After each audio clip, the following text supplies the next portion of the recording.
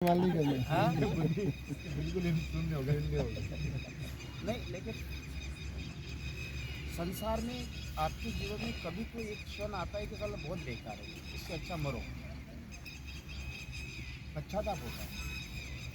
फिर भी वहाँ जूते भी पड़ते छूटता नहीं।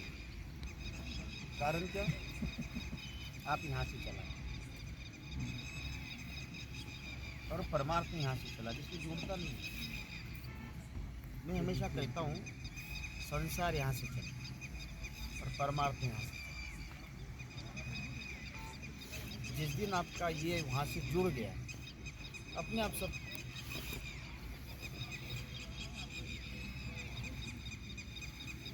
नहीं स्वामी जी, हम जीते हैं जो पुराने कर्म किए उसके आधार पे हम जीते हैं कि भाग्य के आधार पे? ये प्रारब्ध के आधार, प्रारब्ध। गुरुदेव, ये प्रारब्ध कहते का इसका जो भाग्य ऐसा है, ऐसा है, वो गुरुदेव, हाँ? ये जो प्रारब्ध का जो अपने पीछे का जो है जो, तो उसका जो कुकर्म है अपने जो किया हुआ, वो किस प्रकार नष्ट होगा? तपसा नासते पाप। कहते हैं कि एक तो उचित मार्ग बताए उसके लिए, सदगुरु सानिध्य, साधना और सेवा। ये तीन मार्गों से तपसा नासते पाप। ये तीन मार्ग ही कुचित कर्म ऐसे हैं कि आपको भोगना ही पड़ेगा। कुचित कर्म ऐसे है कि आपको सेवा से, सानिध्य से, आश्रय से नहीं वो समाप्त कर दिया जा सकता। भगवान राम को भी कर्म नहीं छूटे, हमको कहाँ से छूटे? एक्चुअली क्या होता है कि अपन किसी की भलाई करते हैं ना, तो वही बुराई अपने वो ये प्रारब्ध है।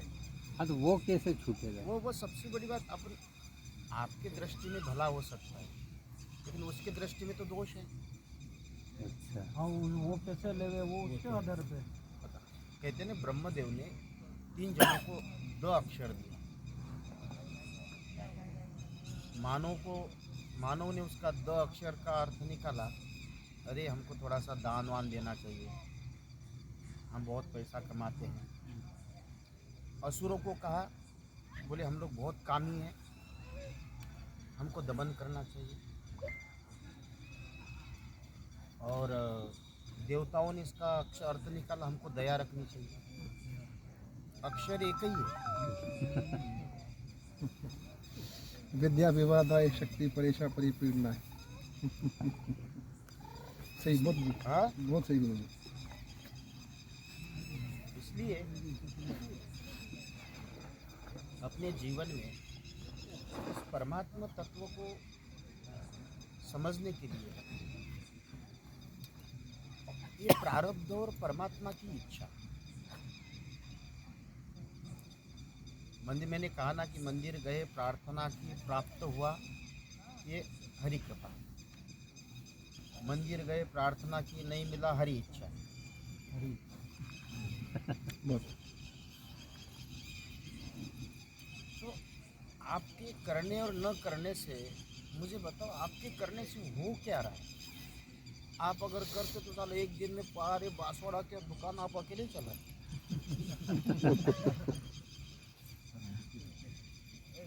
अगर किसी किसानों को दो तो कहीं एक पौधे में से सारी दुनिया के अनाज एक ही पौधे से निकाले। हाँ? अगर हाथ में बस इतना ही कर्म, वो गीता का श्लोक है ना, कर्मण्य व अधिकार से माँ फलेषु कदा। क्या कहा? बीज बोना आपका अधिकार है, दुकान लगाना आपका अधिकार है। अब दुकान कैसे चलाना हो उसकी इच्छा है। आपकी इच्छा से दुकान चलती है क्या? नहीं, किसी का भी व्यापार चला अपनी इच्छा से? नहीं, मुझे बताओ भाई, दुकान लगाना आपका अधिकार है। एक किसान एक फसल बोता है, तो जब फसल देखता है तो लगता है एक बीघा में साला 100 कुंटल अनाज आना, सोचता होगा। लेकिन वो अगर उसके हाथ में होता तो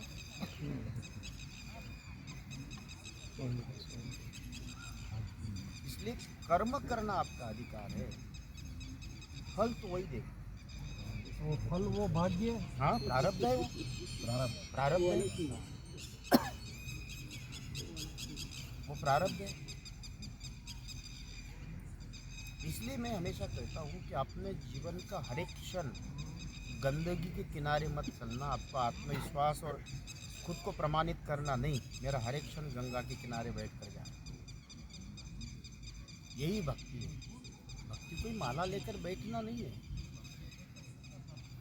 भक्ति कोई ध्यान करना नहीं है, भक्ति कोई उपासना नहीं है, पहाड़ों में बैठना नहीं है, भूखे मरना नहीं है। भक्ति ये है कि आपके वैचारिक धाराओं में सद्गुण, मैं हमेशा कहता हूँ सज्जनता रूपी खेती में किए हुए कर्म, की हुई साधना, उसका प्रतिफल भगवान है। नहीं समझ में? समझ गए? वो उसके ही हाथ में जो आप सज्जन हो, आप सज्जन रहो। आप अपने हृदय में मंत्र से एक बार परमात्मा प्रसन्न हो या न हो, इसमें संदेह है। तपस्या तो रावण ने भी बहुत की, लेकिन प्रसन्न तो विभीषण पे ही हुए। इसलिए अच्छा मुझे बताओ,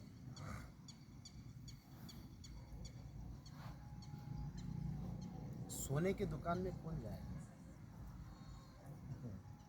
ग्राहक। और चोर? सद्गुरु के दुकान में तो नारायण नहीं आते।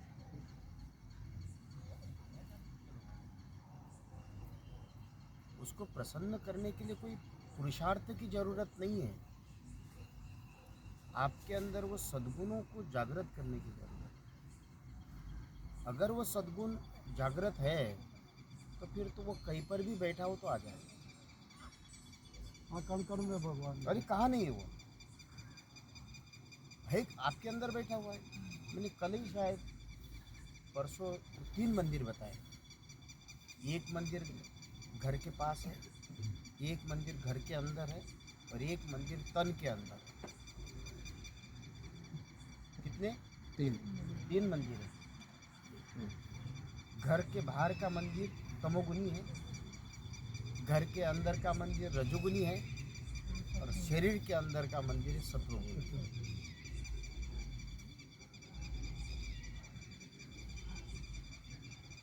इसलिए रोज थोड़ा सा संवाद होना चाहिए। तू कैसा है, क्या किया है, क्या कर रहे हैं, और क्या करना है। मैं कौन हूँ, आप कौन हो। अब हम लोग यहाँ इतने बैठे हैं, अब 50 लोगों के नाम अलग अलग, 50 नाम हैं, लेकिन 50 लोगों के नाम अलग हो सकते हैं, लेकिन शरीर के अवयव तो सब एक ही है। और ये कोई भगवान का दिया हुआ नाम नहीं है। गर्भ में हम लोग जब रहे होंगे, हमको पता ही नहीं हमारा नाम क्या है।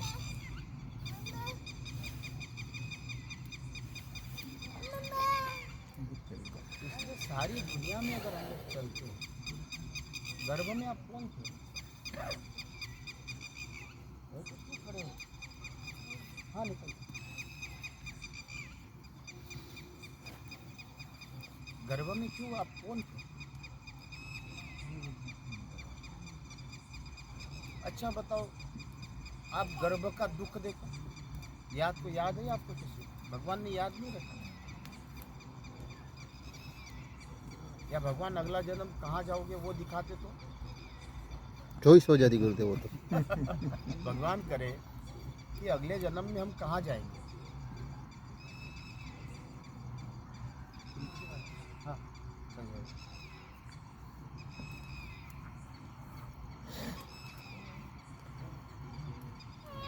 गुरुदेव, अंतिम प्रश्न है कि मंत्र करें कि जो आपके गुणों को अपनाओ, मतलब कौन सा माला करें कि फिर? मुझे लगता है कि गुणों को अपनाना चाहिए। मैं माला के बजाय लेकिन अब गुणों को भी आत्मसात करने के लिए मंत्र की भी जरूरत है। दोनों एक में, जैसा फल और मीठा दोनों एक में के पर्यायी है, इसी तरह से सद्गुणों और साधना, सद्गुणों के आसन पर बैठकर की भी साधना श्रेष्ठ फल देती। हरिचंद ने सत्य को अपना कर चले, परीक्षा बहुत हुई।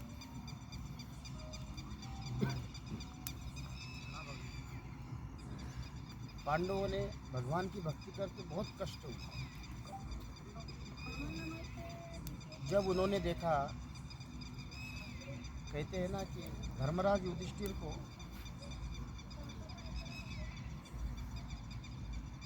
गुरुदेव द्रोणाचार्य ने बाल्यावस्था में कुछ पंक्तियाँ दी, सत्यम वद, सत्यम करम। तो 105 जनों को बहुत याद हुआ। जब धर्मराज युधिष्ठिर से पूछा कि आपको याद हुआ, बोले याद स्मरण मुझे याद है, लेकिन मुझे इसके ऊपर चलने के लिए अपने मन को तैयार करना पड़ा।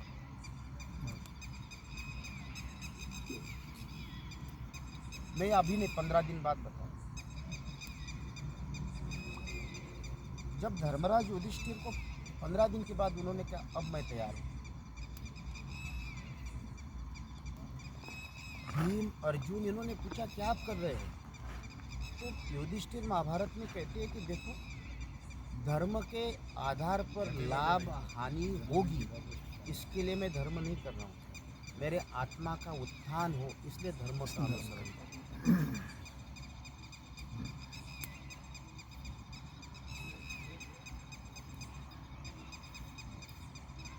धर्म ये लाभ हानि का विषय नहीं है,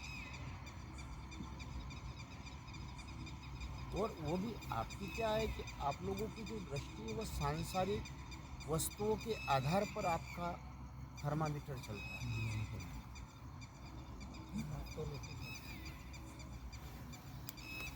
जबकि संसार और साधना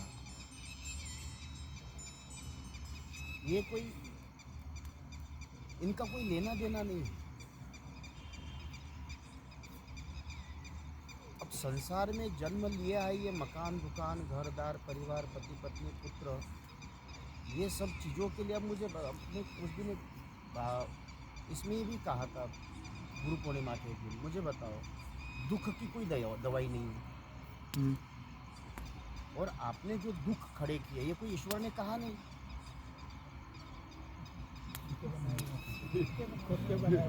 अब मुझे बताओ, भगवान ने थोड़ी आके कहा भाई बेटा तू शादी कर ले, अब आज जूते पड़ रहे। खुद ने किया हुआ। नहीं, मुझे बात वो नहीं है, मेरा कहने का अर्थ ये है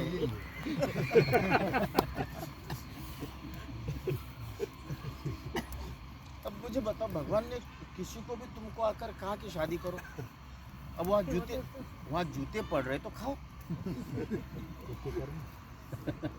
खुद के कर्म है। अब उसको भगवान, इसमें भगवान का क्या दोष है मुझे बताओ?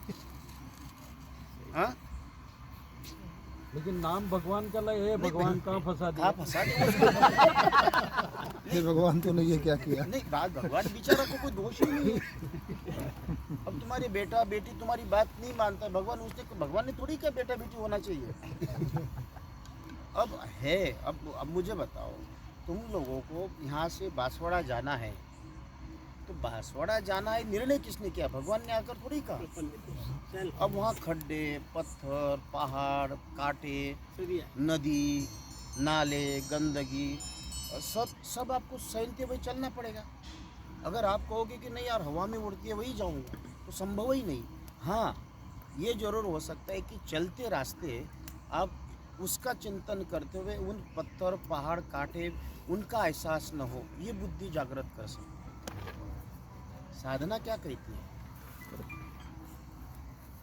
अब वो आप इसको तो इग्नोर नहीं कर सकते, रास्ते के जितनी भी कठिनाइयाँ हैं, लेकिन उसके लिए मन स्थिति, मन में परमात्मा रूपी कवच होना चाहिए।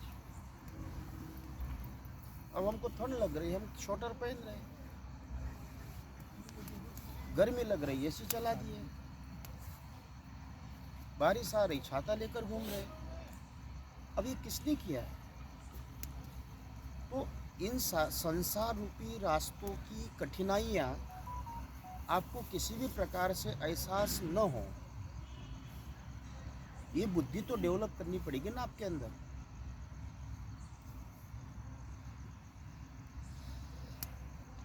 ये बुद्धि कौन देगा? परमात्मा। और हमारे अंदर उतनी साधना होना चाहिए। खुद को अब मुझे बताओ, जितना कष्ट राम और कृष्ण ने उठाया है, क्या उतना कष्ट आपके पास है? 0%। रैदास, सूरदास, कबीरदास, मीरा, तुलसी, इन लोगों ने जितना कष्ट उठाया है, क्या आप लोगों को उतना कष्ट है? इतना दुख हमको है? आखिरी में अब ये बताओ, पांडवों ने जितना कष्ट उठाया, क्या उतना कष्ट आपको है? किसकी पत्नी का भरी सभा में, चक्रवर्ती सम्राट की पत्नी का भरी सभा में वस्त्रहरण हो रहा है? 12 साल घरदार छोड़कर वहां रहना पड़ा। 1 साल अज्ञातवास, चक्रवर्ती सम्राट द्रौपद का, जिसको कहते वो दास बनकर रहा।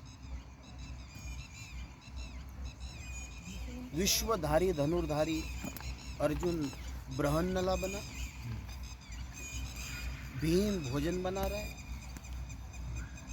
ये घोड़शाला में सेवा करने, आपको अगर ऐसा करना पड़े तो क्या होगा? इतना तो आपके जीवन में, इतना तो कोई ऐसा आया नहीं है।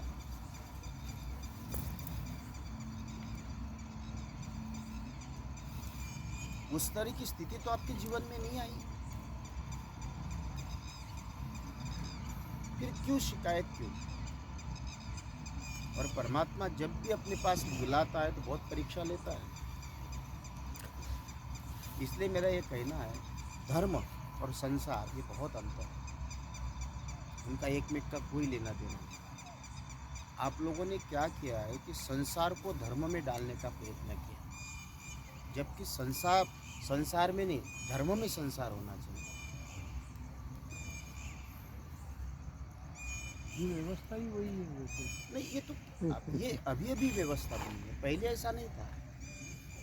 आप लोगों का क्या है, आपके जो बौद्धिक धरातल है वो सांसारिक स्तर है, आध्यात्मिक नहीं है।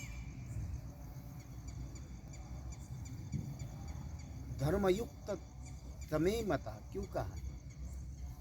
आपका जो मत है धर्मयुक्त होना चाहिए। धर्मयुक्त मत जब आ जाएगा तो फिर वो विष भी अमृत बनता है। ये धर्मयुक्त मत है। और संसार युक्त मत अगर मैं आपको विष दे दूं तो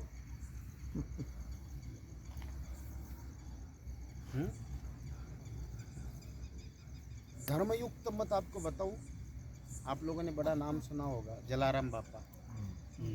जलाराम बापा के सामने भगवान प्रकट हो गए और कहते तेरी पत्नी दे, हाथ पकड़ा दिया, जाओ। क्या ये समर्पण की पराकाष्ठा नहीं है?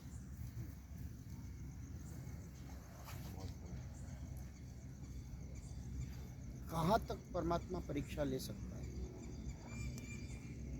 मतलब धर्म युक्त संसार और संसार युक्त धर्म, दो अंतर है। धर्मयुक्त संसार हरेक कठिनाइयों को परमात्मा की इच्छा समझकर स्वीकार करेगा, और संसार युक्त धर्म हरेक कठिनाइयों में आप शिकायत करोगे, दुखी होगे।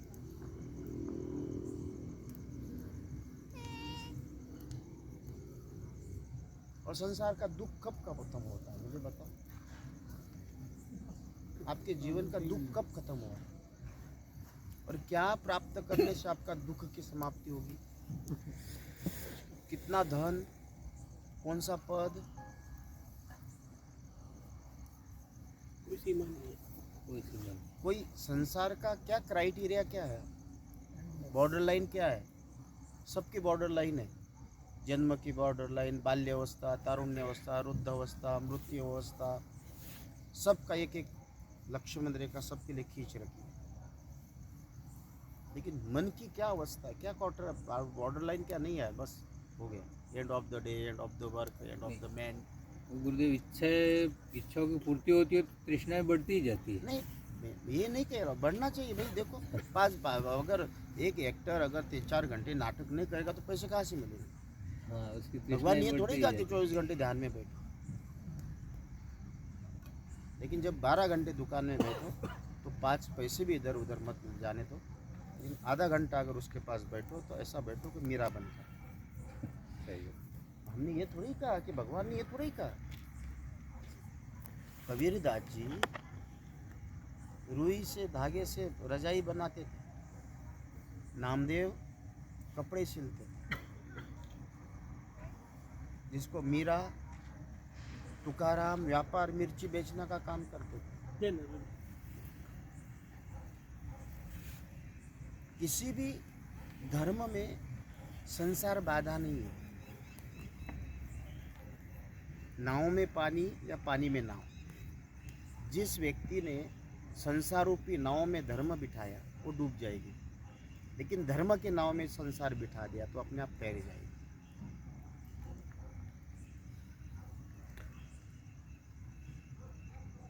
गुरु ध्यान बिल्कुल क्षणिक होता, आप 2 घंटे 3 घंटे बैठो तो भी नहीं होता ना स्वामी जी। क्या ये धर्म रूपी नाव है कि नाव रूपी धर्म में कुछ नहीं, अब बताओ धर्म रूपी नाव, धर्म का मतलब क्या है? धर्म किसको मान रहे हैं आप? मंदिर को धर्म मान रहे हैं, माला को धर्म मान रहे हैं। अब आप कहते हैं हमने माला धारण की है, वस्त्र धारण किए हैं, अंगूठी धारण की है, धारण की कहते हैं, इसलिए धर्म धारण किया। तो धर्म का क्या मतलब है? सत्य, अहिंसा, परोपकार, दया, विवेक, सत्संग, धैर्य, तितिक्षा, औदार्य, क्षमा, ये 10 लक्षण है धर्म। ये इन सद्गुणों को धारण करो। धर्म धर्म धर्म, कोई धर्म की परिभाषा क्या है? मिस्री की परिभाषा मिठास है, धर्म की परिभाषा सद्गुण है। मनोर भाई। हाँ, इसलिए जीवन में हमेशा हमारे कहीं ना कहीं उस परात्पर परमात्मा की कृपा, धर्मयुक्त जीवन अगर है और संसार के हर एक क्रियाएं, मैं हमेशा कहता हूँ ना, आप लोगों ने देखा होगा कि भाई आप फिल्म में एक्टिंग देखते हो तो 3 घंटे की स्टोरी देखने के बाद क्या लगता है आपको? बताओ कौन सी पिक्चर पीटती है और कौन सी पिक्चर सफल होती है? क्या बोलते हैं उसको? हिट और फ्लॉप। क्या और बोलते हैं? Super duper. ब्लास्टिक क्या बोलते हैं? ब्लॉकबस्टर। ब्लॉकबस्टर। हाँ, ब्लॉकबस्टर बोलते हैं। क्यों मानते हो? कि वो स्टोरी अच्छी है, लोगों को पसंद आई, और वहाँ की जितनी भी एक्टर की एक्टिंग है अब उसकी बड़ी प्रशंसा करते हैं। लेकिन उसमें अगर एक आध बेकार एक्टर हो तो आप कहते हैं यार बड़ा बेकार एक्टर है, बहुत बेकार एक्टिंग की। मैं हमेशा कहता हूँ हमारा भी डायरेक्टर कह रहा है यार सुपर डुपर एक्टर है। उसकी एक्टिंग बहुत अच्छी है। व्यापार में जब भी 12-15 घंटे बैठोगे तो ऐसे सुपर डुपर एक्टिंग करे कि आपके जैसा साला कोई कंजूस नहीं है। हाँ? वो 12 घंटे की एक्टिंग, हर एक स्क्रिप्ट, पत्नी कहे यार वहाँ वो तो ऐसा हो, 7 जन्म तो ये होना चाहिए, नहीं तो कहेगा आखिरी जन्म नहीं हो। ये भी ना लगे उसको। पति कहे, बेटा कहे, पिता हो तो ऐसा।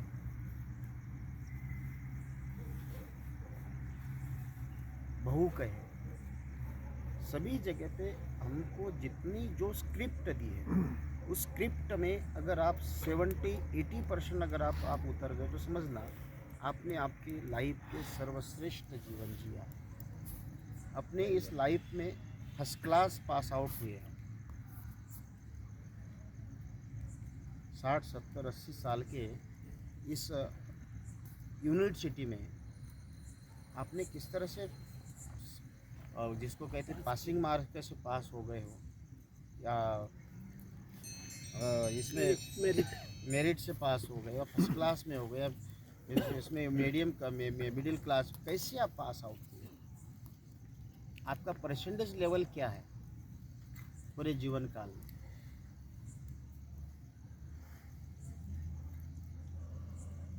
क्या जीवन, हम लोग क्या सोच सकते हैं, क्या समझ सकते हैं?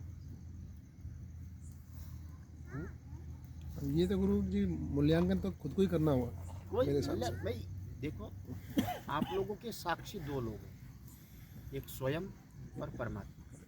और आजकल अगर मार ज़्यादा मन तो व्हाट्सएप और फेसबुक हो सकता है।